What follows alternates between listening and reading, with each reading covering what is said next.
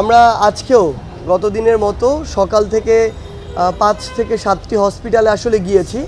আমরা আমাদের যারা ভাই বোনেরা আসলে আহত অবস্থায় রয়েছেন তাদের খোঁজ খবর নেওয়ার চেষ্টা করেছি এবং আজকে আমরা প্রায় 2 ঘন্টা ধরে এখানে প্রায় 50 জন রোগীর সাথে দেখেছি, কথা বলেছি। মানে আসলে বাইরে থেকে বাস্তবতা একরকম, আমরা যখন এখানে আসি বাস্তবতাটি আসলে আরেক রকম।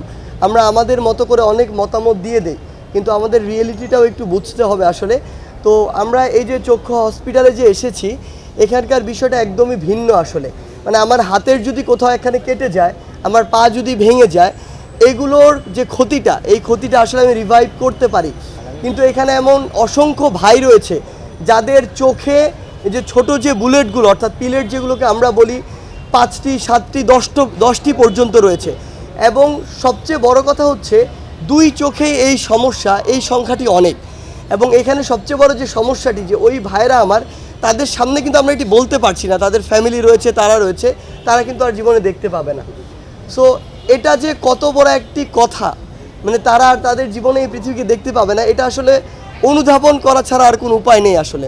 তাদের পুরো ফ্যামিলি রয়েছে এখানে, এমন অনেকে রয়েছে যাদের পুরো ফ্যামিলি তাদের উপর ডিপেন্ডেন্ট, এমন অনেকে রয়েছে ফ্যামিলির একমাত্র উপার্জনক্ষম। সেই জায়গা থেকে অবস্থা আসলে খুবই শোচনীয়। আমরা আমাদের জায়গা থেকে একটা জিনিস আপনাদেরকে স্পষ্ট বলি, আমরা রিসেন্টলি যেটি দেখছি আসলে, যে সব পক্ষ থেকে যেটি হচ্ছে, যে ডক্টর থেকে শুরু করে হসপিটালের যারা বিভিন্ন স্টাফ রয়েছে, এটা সত্য যে বাংলাদেশের অনেক হসপিটালে বিগত দিনগুলোতে আমরা যেটি দেখেছিলাম যে আসলে তাদের অনেক গাফিলাতি ছিল। তারা তাদের মতো করে চলার চেষ্টা করতো, মানুষের কথা কম চিন্তা করতো। কিন্তু এখনও হয়তো এরকম কিছু হসপিটাল রয়েছে, কিন্তু কিছু হসপিটাল আমরা যেটি দেখতে পাচ্ছি যে ডক্টর থেকে শুরু করে স্টাফরা তাদের সর্বোচ্চ চেষ্টাটুকু করছে, কিন্তু আমাদের বিভিন্ন মহল থেকে আমাদের মতো করে আমরা তাদেরকে হয়তো রুটভাবে কথা বলছি, চাপ প্রয়োগ করছি। আমরা যেটা বাইরে থেকে দেখে ভাবছি সে অনুযায়ী তাদেরকে বিভিন্ন অভিযোগে অভিযুক্ত করছি। কিন্তু আজকে আমরা যেমন কথা বললাম যে কারো চোখ থেকে মনে করুন 1টি বা 2টি পিলেট আজকে অপারেশনের মাধ্যমে বের করা হয়েছে, এরপরে ওই চোখটি রিভাইভ হয়ে আরেকটি অপারেশনের উপযুক্ত হতেও প্রায় 1 মাস সময় লাগবে। এখন এই সময়ে যদি কেউ একজন ধরেন রোগী, তার ওই বিষয়ে ওই আইডিয়াটি নেই, তিনি বলে বসলেন যে বিগত 1 মাস ধরে আমার কিছুই করা হচ্ছে না, ব্যাপারটি কিন্তু এমন নয়। আমরা আবার ওই নিউজটিও বিভিন্নভাবে প্রচার করি, কিন্তু ওই অপারেশন উপযুক্ত হওয়ার তো সময়টুকু তাকে দিতে হবে। সেই জায়গা থেকে আমার মনে হয় আমাদের জন্য মিস ইনফরমেশনগুলো এভাবে না ছড়ায়, যেন ডক্টর থেকে শুরু করে যারা কাজ করছেন, আসলে অনেকে ফাঁকি দিচ্ছেন, এটাও সত্যি এই ক্রুশিয়াল মোমেন্টে, কিন্তু অনেকে দিন রাত কাজে লাগিয়ে কাজ করছেন। এমন একজন মানুষ আমার সাথে রয়েছেন। তো এই মানুষগুলো যেন ডিমোটিভেট এবং ডিমোরালাইজ না হয়ে যায়, এটি একটি বিষয়। আরেকটি বিষয় হচ্ছে যে এই যে ভাইরা এখানে রয়েছে, আমি অনেক স্টুডেন্ট পেয়েছি যারা সামনে এসএসসি পরীক্ষা দিবে কিংবা রানিং এইচএসসি পরীক্ষা দিচ্ছে। আমরা দেখছি যে আমাদের এই ভাইদের একটা আন্দোলন চলছে, সেটির বিষয়ে হয়তো অভিজ্ঞ মহল যারা রয়েছে সিদ্ধান্ত নিবে, কিন্তু সিদ্ধান্ত যদি পরীক্ষার দিকে যায় তাহলে এখানে যারা রয়েছে আমাদের জায়গা থেকে দাবি থাকবে, একজন মানুষ তার 2 চোখ দিয়ে দেখতে পাচ্ছে না, সে হাসপাতালে এখানে কাতরাচ্ছে, তার তো বাকি পরীক্ষাটা দিয়ে পাশ করে যাওয়া সম্ভব না। তাকে ওই বিবেচনাটুকু করতে হবে, যে বিষয়গুলোর পরীক্ষা হয়েছে সেগুলোর উপরে তার যে জাজমেন্ট সেটি করতে হবে অবশ্যই।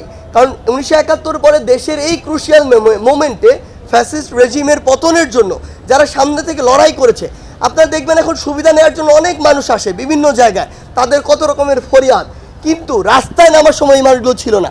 যারা রাস্তায় নেমেছিল, যারা বুক পেতে দিয়েছিল, আজকে তারা হাসপাতালে। তাহলে আপনি রাষ্ট্রের যেই ডিসিশনই নেন না কেন, তাদের কথা আপনার মাথায় রাখতে হবে।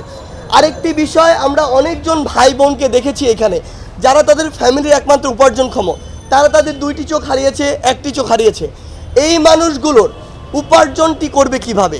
এই মানুষগুলো তাদের পরিবারটি চলবে কিভাবে? তাই রাষ্ট্রের কাছে আমাদের দাবি, আজকে যারা রাষ্ট্র পরিচালনা করছেন অন্তর্বর্তীকালীন সরকার হিসেবে কিংবা সামনে জাতীয় নির্বাচনের মাধ্যমে যারা করবেন, তারা যেন এই মানুষগুলোর কথা কখনো ভুলে না যায়। এই মানুষগুলোর পরিবার সারা জীবন সাফার করবে।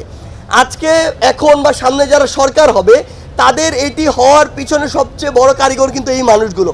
তাই তাদের একটি আর্থিক, সেটি অনুদান হোক, মাসিক একটি ভাতা হোক, এরকম একটি তাদের পরিবার যেন চলতে পারে, এই ব্যবস্থাটি তাদের জায়গা থেকে অবশ্যই করতে হবে, এটি আমাদের মাথায় রাখতে হবে। আরেকটি জিনিস যেটি হচ্ছে যে আমরা আসলে বর্তমানে যে বিষয়টি দেখতে পাচ্ছি যে আমাদের এই 16 বছর একটি ফ্যাসিস্ট রেজিম চলেছে। এর আগে বাংলাদেশ প্রায় মোট 71-এর পর থেকে এ পর্যন্ত 53 বছর ধরে যেভাবে চলেছে এভাবে চলা আমরা প্রত্যাশা করিনি কখনো। আমরা যদি আগের অংশগুলো বাদও দিই, এই 16 বছরে যে ফ্যাসিস্ট রেজিম চলেছে, সেই 16 বছরের দুর্নীতি রন্ধ্রে রন্ধ্রে ছড়িয়ে পড়েছে। সিস্টেমগুলো প্রত্যেকটি জায়গায় করাপ্টেড। ওই সিস্টেমকে আমরা আশা করছি 16 দিনের মধ্যেই যেন ঠিক হয়ে যাবে। মানে আমাদের সবার এক্সপেকটেশন এমন যে আমরা একটা তুড়ি মারবো আর বাংলাদেশে সব কিছু ঠিক হয়ে যাবে। 16 মাস এখনো হয়নি, আমরা দেখছি যে বিভিন্ন জায়গা থেকে মানুষ মানে ইনস্ট্যান্ট রেজাল্ট চায়। আসলে এই জায়গা থেকে আমার মনে হয় যে সকলের এই ধৈর্যটুকু ধরতে হবে, সময় দিতে হবে। অন্তর্বর্তীকালীন সরকারের এখনো 16 দিন সময় হয়নি। আমরা আমাদের জায়গা থেকে সাজেশন জানাতে পারি, কিন্তু দেখছি রাস্তায় বিভিন্ন জায়গা থেকে যেই মানুষগুলো 16 বছরে কোনো একটি সরকারের সমালোচনামূলক ফেসবুক পোস্টে একটি রিয়াকশন দিতে ভয় পেত, সেই মানুষ আজকে এই বিপ্লবের পরে সবাই দলে দলে রাস্তায় নেমে পড়ছে তার ছোট্ট ছোট সমস্যাগুলোর জন্য। ঠিক আছে, এই সমস্যাগুলো আমরা চাই সলভ হোক, কিন্তু রাষ্ট্রকে বা অন্তর্বর্তীকালীন সরকারকে তো সেই সময়টুকু দিতে হবে এই রিভাইভটুকু করার জন্য।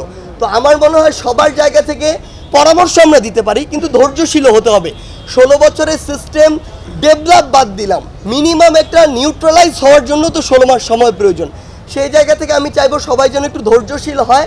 আরেকটি জিনিস বলে রাখি, আমরা এখন ফেস করছি যারা আন্দোলনের অগ্রভাগে ছিলাম, তাদের কাছে বিভিন্ন মানুষ ব্যক্তিগত সুপারিশের জন্য আসে। অর্থাৎ এই মানুষগুলো এখনও রাষ্ট্রচিন্তার বাইরে গিয়ে ব্যক্তিগত চিন্তা নিয়ে আছে। আমরা আসলে আমাদের ব্যক্তিগত জায়গা থেকে অনেক, আমার মনে হচ্ছে যে আমরা বেশ স্বার্থপর এখনও। আমরা যদি ব্যক্তিগত জায়গার চিন্তাটি বাদ দিয়ে নিজে নিজের জায়গা থেকে দুর্নীতিমুক্ত হই, নিজে নিজের দায়িত্ব এবং কর্তব্যটুকু পালন করি, তাহলেই রাষ্ট্র কেবল সঠিক পথে যাওয়া সম্ভব। আশা করছি রাষ্ট্র ভালো দিকে যাবে, নিজে নিজের জায়গায় ঘুষ দিচ্ছি, নিজে নিজের জায়গায় 10 জনকে মারিয়ে নিজের সুবিধাটি আদায় করে নিচ্ছে, নিজে অযোগ্য তারপর চাচ্ছি আমি ওখানে রিক্রুট হই, তাহলে রাষ্ট্র কোনোদিন ভালো হবে না। সেই জায়গা থেকে আমরা চাই সবাই যেন সবার ব্যক্তিগত জায়গা থেকে এই সহযোগিতাটুকু করে। আর সর্বশেষ একটি কথা জাস্ট আপনাদেরকে বলতে চাই, সেটি হচ্ছে এই মেসেজটুকু চক্ষু হাসপাতালে আমরা বিভিন্ন অভিজ্ঞ ডক্টরদের সাথে কথা বলেছি, তাদের জায়গা থেকে বেশ কিছু কথা এসেছে যে আপনাদের অভিযোগ ছিল এরকম যে চোখের ভিতরে বিভিন্ন পিলেট রয়েছে বা শরীরের বিভিন্ন অংশে পিলেট রয়েছে, তারপরও অনেককে রিলিজ করে দেওয়া হচ্ছে। রোগীদের থেকেও এরকম বিভিন্ন অভিযোগ এসেছে।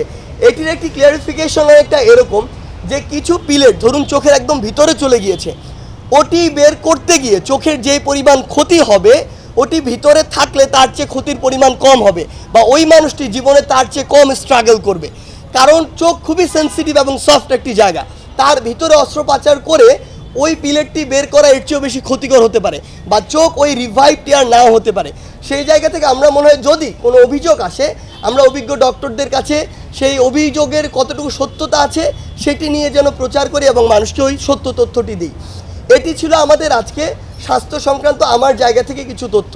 আরেকটি বিষয় শুধু অ্যাড করি, এটি হচ্ছে আজকে আমরা একটি প্রতিনিধি দল বৈষম্য বিরোধী ছাত্র আন্দোলনের আমরা গিয়েছিলাম ঢাকেশ্বরী মন্দিরে আমাদের হিন্দু ধর্মাবলম্বী যে ভাই বোনরা রয়েছেন তাদের সাথে একটি বিষয় নিয়ে কথা বলার জন্য, যেটি হচ্ছে যে সামনে যে 26 তারিখ রয়েছে, সেখানে আমাদের শুভ জন্মাষ্টমী রয়েছে। তারা তাদের জায়গা থেকে বলেছে তারা বরাবরের মতোই সুন্দরভাবে শুভ জন্মাষ্টমী পালন করতে চায় এবং তাদের যে র্যালিটি হয় সেটি যেন সুষ্ঠুভাবে হয়, সেটি তারা এই সহযোগিতাটুকু চায়। আমরা আমাদের জায়গা থেকে শুধু একটি কথা বলি, বাংলাদেশ কতটুকু ভালো আছে এটা ডিপেন্ড করে আমাদের যে ভাই বোনেরা বিভিন্ন ধর্মের রয়েছে, সংখ্যালঘু রয়েছে, তারা কতটুকু ভালো আছে। তাদের ভালো থাকার মানদণ্ডই আমাদের সবার ভালো থাকার মানদণ্ড। সেই জায়গা থেকে আমরা যারা রয়েছি, আমরা ইসলাম ধর্মাবলম্বীর সংখ্যা সবচেয়ে বেশি, আমাদের উচিত হবে সেদিন আমরা তাদেরকে প্রোটেক্ট করব, যেন তাদের উপরে বিন্দুমাত্র কোনো আঘাত না আসে, এবং আমরা সবাই সেখানে থাকব। একটি জিনিস মনে রাখবেন, রাষ্ট্রের একটি কিন্তু শরীরের মতো, একটি বডির মতো, বডির একটি ছোট্ট একটি অংশেও যদি একটি সমস্যা হয়, পুরো বডি বা আমরা পুরো মানুষটি আসলে সেই অস্বস্তিটি অনুভব করি। সেই জায়গায় আমার কোনো একটি ধর্মাবলম্বী ভাই যদি একটি ভীতিকর পরিস্থিতিতে থাকে, সেটা আমাদের জন্য সমস্যার। সো এই জায়গা থেকে জাস্ট একটু কথাই বলবো আপনাদেরকে এবং আমার হিন্দু ধর্মাবলম্বী ভাই বোনদের উদ্দেশ্যে, যে আপনারা এই সাহসটুকু রাখেন যে বাংলাদেশের সকল ভাই বোনের আপনাদের সাথে আছে। অবশ্যই কেউ আপনাকে বিভিন্ন উদ্দেশ্যে এই ভয়টুকু দেখাতে পারে, বিভিন্ন উদ্দেশ্যে বিভিন্ন প্রোপাগান্ডা ছড়াতে পারে, যেটি ছড়ানো হচ্ছে। আপনারা এসব প্রোপাগান্ডায় কান দিবেন না। আমরা অবশ্যই সেদিন আমরা যেমন রাজপথের সামনে ছিলাম, সেদিনও আপনার ওই শুভ জন্মাষ্টমীর যে মিছিলটি হবে, যে র্যালিটি হবে, সেটির সামনে আমরা থাকব এবং আপনাদের গায়ে কোনো আঘাত যাওয়ার আগে সেই আঘাতটি আমাদেরকে করতে হবে। এই ভাতাটা তাদের কিভাবে দেওয়া হতে পারে এবং এই বিষয়ে আপনাদের স্পষ্ট কোনো রূপরেখা আছে কিনা? মেয়াদটা কতদিন? দেখুন, আমাদের জায়গা থেকে মনে হয় যে এই অন্তর্বর্তীকালীন সরকারের সবচেয়ে বড় দায়িত্ব এবং নৈতিক দায়িত্ব এটি হবে যে আমাদের যে ভাই বোনরা আসলে শহীদ হয়েছেন এবং আমাদের যে ভাই বোনরা আসলে হসপিটালে রয়েছেন এবং তাদের এই আহত হওয়ার পরিমাণটি এতই বেশি যে তাদের আসলে স্বাভাবিক জীবনে ফিরে যাওয়া খুবই কষ্টকর। সেই জায়গা থেকে রাষ্ট্রের কিংবা এই অন্তর্বর্তীকালীন সরকারের উপর সবচেয়ে বড় যে দায়টি বর্তায় যে বাংলাদেশের প্রত্যেকটি প্রান্তের যারা এই সাফারিংসটির সাথে সম্পর্কিত তাদের একটি ক্লিয়ার লিস্ট করা। এই লিস্ট যেন কোনো দল দেখে না হয়, কোনো বয়স দেখে না হয়, কোনো ধর্ম দেখে না হয়, কোনো জেলা দেখে না হয়, কোনো এলাকা দেখে না হয়। এই লিস্ট হবে পুরো বাংলাদেশের জন্য এবং সেখানে সর্বশেষ তাদের আসলে আপডেট নিতে হবে। কিছু অসুস্থতা রয়েছে যেগুলো 1 মাসের মধ্যে, 2 মাস বা 3 মাসের মধ্যে রিভিল হবে বা রিভাইভ হবে কিছু অসুস্থতা, কিন্তু কিছুগুলো রয়েছে তাকে সারা জীবন বয়ে বেড়াতে হবে। সেই জায়গায় ওই লিস্টটি পর্যালোচনা করে এই মানুষগুলো কিন্তু 2024 সালের মুক্তিযোদ্ধা।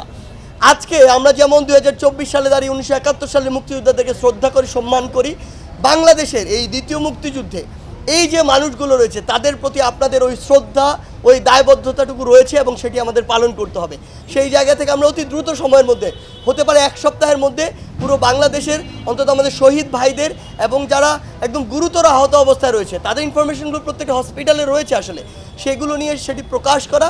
এবং আমরা জানতে পেরেছি যে আজকের মধ্যে একটি ফাউন্ডেশন হবে দেশি এবং বিদেশি সহায়তায় এই আমাদের ভাই বোনদেরকে সহযোগিতা করার জন্য, সেটি যেন সুন্দরভাবে লুটপাটের ফাউন্ডেশন যেন না হয়, সুন্দরভাবে প্রত্যেকটি মানুষের কাছে যার যতটুকু প্রয়োজন, ইকুইটির মাধ্যমে, নট ইকুয়ালিটি, যার যতটুকু প্রয়োজন। কারো হয়তো দেখা যাবে যে এমন তার পরিবার চলার জন্য মাসে হয়তো 30,000 টাকা প্রয়োজন, কারো হয়তো যে খরচটুকু সেটুকু 10,000 দিলেও হবে। সো আমি যদি সবাইকে এভারেজে 15,000 দিই তাহলে একজন ক্ষতিগ্রস্ত হবে বা কষ্টকর হবে জীবন চলা, আরেকজন হয়তো স্বাচ্ছন্দ্যে চলবে। সেই জায়গায় ইকুইটির ভিত্তিতে সুন্দরভাবে যেন এই ডিস্ট্রিবিউশনটি হয়, সেটি যেভাবে করা দরকার সেই রূপরেখা রাষ্ট্র এবং অন্তর্বর্তীকালীন সরকার নিতে হবে।